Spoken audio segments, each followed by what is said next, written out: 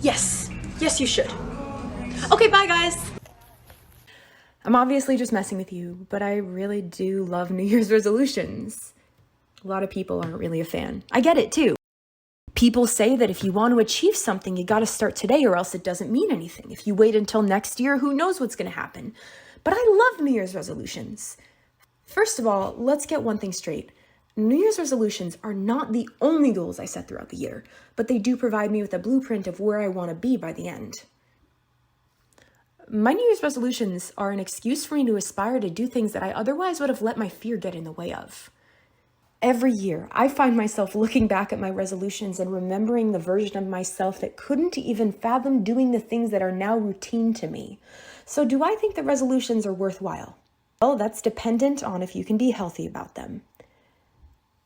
One of my self-defense teachers once mentioned that come New Year, there will be a lot of new students. And it made me think, it made me wonder, are any of these guys going to be here come February? I hope so, but I really don't know. Please, please, please do not set resolutions to yourself that you think will impress other people. Set resolutions that you know will impress yourself. So I run a self-improvement channel, and yeah, I'd be lying if I said that I'm not going to release videos on how to succeed in social situations and to be likable. But I don't aspire to teach you those skills simply so you can fit in. I teach you those skills so that you can play the game of life, so that you can draw the right people into your circle and disregard the wrong ones. Let's say you want to lose some weight in the new year.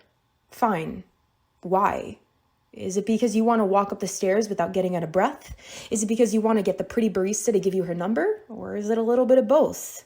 These are all incredibly personal questions and all things that you need to ask yourself. That's what makes this so difficult for some people. But if you can manage to break through that barrier, you will be free to have a healthy relationship with your goals. Yes, it is possible to use New Year's resolutions as a pillar to your self-improvement journey. But if you know in your heart of hearts that they're not for you, that's fine. Stick around though. We're not just talking about resolutions here. I set out to write 100 poems in 2022. And guess what? I reached my goal in November, and I'm still writing. This was a particularly intimidating resolution. I've been a writer for most of my life, but I've been a rather inconsistent one. Don't get me wrong, I've always been someone who makes great use of words. And when I've gotten inspired, I've always made sure to write my thoughts down. But I wrote nothing near 100 poems in a year until recently. I chose this goal because I knew it would be fairly difficult. I knew it would force me to stare at blank pieces of paper or computer screens or my phone's notes app because that's where I write a lot of my poems. But the difficulty is precisely why I did this. I wanted to understand what it was like to force myself to be creative even when I wasn't particularly in the mood, and wonderful things came out of it. I got so creative. I was forced to write about things beyond simply the number one thing that was on my mind at the given time, which is actually kind of a relief because while I enjoy writing poems about having a broken heart as much as the next guy, sometimes it's cool to stare at a leaf and talk about that. If you only write about one thing as an artist, you become very one note. I was kind of fine with that before this year because writing was more of a form of catharsis back then. But ever since starting this resolution, it's become so much more than that. Now, writing is my everything. It's my passion. I found different ways to write more poems and become more creative with that higher volume of poems. One of my tricks is that I have different friends of mine give me topics to write my poems about. Another thing that I like to do is I like to write poems from the point of view of somebody else, especially if they've said something very cool to me. I also find that writing poems from another person's point of view, honestly, give me a break from being inside of my own head. I like to write from other people's point of view because it helps me understand what makes them tick more than anything.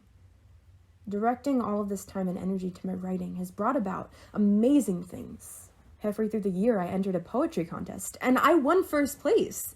I actually talked about that in my first video, and to be honest, I always knew that I was a good writer, but it was incredibly validating to share my poetry on a stage again for the first time in nearly a decade and receive such praise. And I got paid. I won $300. And it made me think, hey, I could do something with this one day. I also started performing at open mics, which has been huge.